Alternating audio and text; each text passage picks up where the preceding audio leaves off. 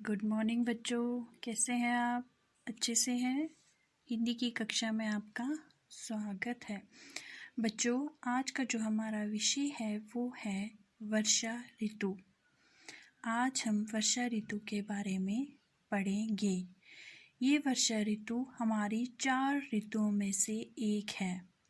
बच्चों, क्या आपको पता है कि वर्षा ऋतु के अलावा और कौन कौन से ऋतु हैं? नहीं पता है तो चलो मैं आपको बताती हूँ। हमारे 4 ऋतु हैं: बसंत ऋतु, वर्षा ऋतु, ग्रीष्म ऋतु और शरद ऋतु। ये हमारे 4 ऋतु हैं। और जो ऋतु आज हम पढ़ रहे हैं वो है वर्षा ऋतु। और ये एक कविता के रूप में कवि ने हमारे सामने प्रस्तुत किया है। उसने बड़े ही सुंदर ढंग से इस वर्षा ऋतु को कविता की पंक्तियों के द्वारा हम तक पहुंचाया है। बच्चों, ये जो वर्षा ऋतु कविता है, इसके जो कवि हैं उनका नाम है नर्मदा प्रसाद खरे जी। क्या है उनका नाम? नर्मदा प्रसाद खरे जी। उन्होंने ये कविता लिखी है। उन्होंने इसमें वर्षा ऋतु के बारे में बताया है कि ये जो वर्षा ऋतु है इसको ऋतुओं की रानी भी कहा जाता है। क्यों कहा जाता है? क्योंकि इसके आने से धरती पर नवजीवन का संचार होने लगता है। यानी कि जब वर्षा पड़ती है धरती पर तो एक अलग सा जीवन इस धरती को मिलता है और चारों तरफ का वातावरण जो है खुशनुमा हो जाता है। चारों तरफ से हरियाली ही हरियाली होती है, खेत खलियान हरे भरे हो जाते हैं। इस प्रकार ये जो वर्षा ऋतु है वो इस धरती को एक नया जीवन देती है। तो बच्चों, अब ये कविता है, मैं इसकी पंक्तियां पढ़ूंगी और फिर उसका अर्थ आपको समझाऊंगी। तो पहली पंक्ति है: रिमझिम सी बूंदें जग के आंगन में आई, अपने लधु उज्जवल तन में कितनी सुंदरता लाई। प्रस्तुत पंक्तियों में कवि कहते हैं कि ये जो वर्षा की बूंदें हैं जब इस धरती पर आती हैं, यानी इस धरती के आंगन में पड़ती हैं। यहाँ पर कवि ने आंगन का मतलब बताया है कि इस धरती को हमारा आंगन कहा है, हम सबका पूरे जग का आंगन बताया है। तो कवि कहते हैं कि जब ये वर्षा की बूंदें इस धरती पर आती हैं, इस धरती के आंगन पर पड़ती हैं, तो वो जो ये है अपने साथ छोटी छोटी सी बूंदें लेकर आती है। बारिश की छोटी छोटी सी बूंदें लेकर आती है, जिससे कि ये पूरी धरती सुंदर लगने लगती है। इस धरती को नया जीवन मिल जाता है और उसकी सुंदरता और भी निखर के बाहर आती है।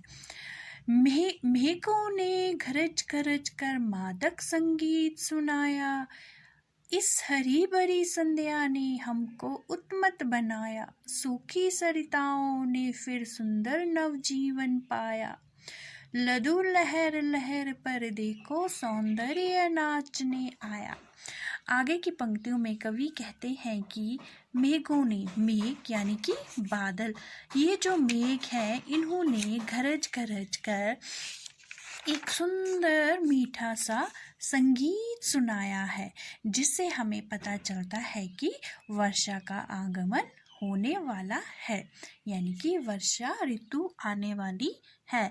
और कहते हैं कि जब वर्षा ऋतु होती है तो जो संध्या का समय होता है, जो उस समय जो हमारे ये पेड़ पौधे होते हैं वो हरे भरे हो जाते हैं और वो खुशी से मनमौजी होकर झूमने लगे। क्यों झूमने लगे? क्योंकि बारिश उन पर पड़ रही है, वर्षा उन पर हो रही है।